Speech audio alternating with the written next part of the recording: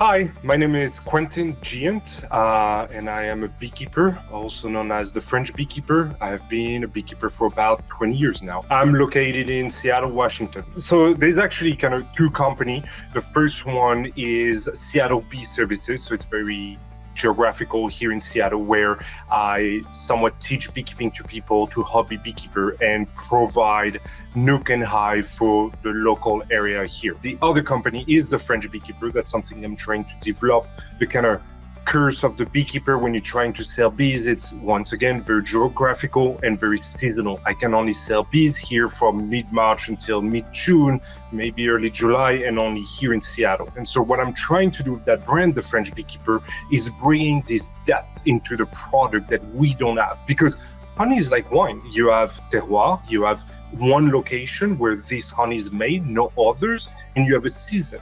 This honey made here will never exist again.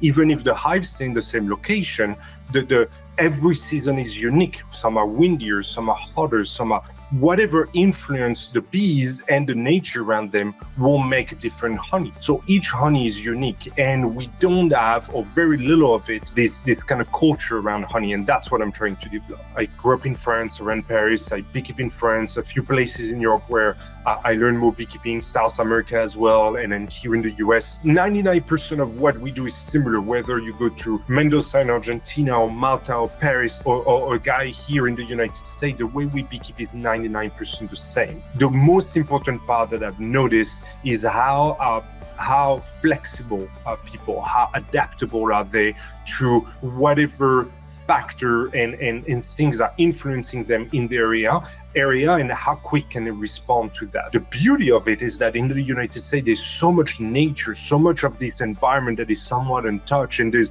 beautiful honey to be made and beautiful places to keep bees. I think the best hive for the bees, I will always be a proponent of insulation, of the best and highest quality of hive that you can find is a hive that will provide proper insulation. So you should start with a hive that has proper insulation and add insulation. I always add our value, so that insulation to my hive in the bottom, sometime on the side and on the top, to guarantee that they have a better time and better chance of survival. Basically is, if my hive is not insulated enough, when it's hot outside, it's getting the inside of the hive too hot. The bees have to work extra hard and using extra resources to cool down the hive. The opposite in the winter. If it's not properly insulated, the cold outside come inside, and the bees have to work extra hard and using extra resources to warm it up. So the more it's going to be insulated, the better it's going to be.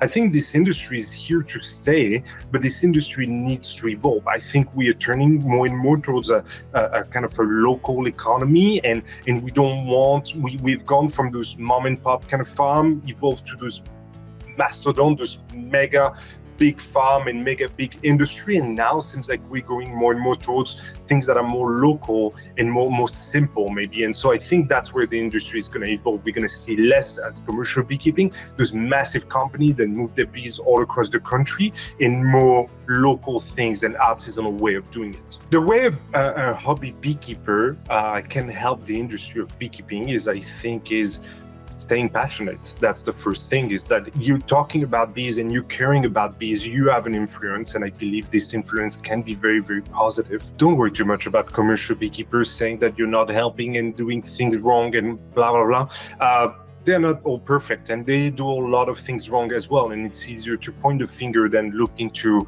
yourself in what you could be doing better, pretty much. I think educating yourself, if you want to help the bees the best, is educating yourself and seeing if getting honeybees is the best things for you to do and the best way to help them at this moment in your area. You could also do other things that help the bees without getting honeybees. I'm a beekeeper. Yes, my business it is to sell bees to people, but I don't always say like the solution to the world is to get bees. Sometimes the solution can be to plant more native plants around your area. It's to talk to people about the importance of bees. It's maybe not to cut all the weeds that are beneficial for the bees. So maybe not cutting your dandelion, you're helping beekeepers as well, and you're helping the bees in general. Not planting a lawn, those green lawn that has no food and non-native to here. that could be a way to also help the bees. So there's many ways and different depths of how you can help the bees and help beekeeping in general. It is one directly with bees and one indirectly with them.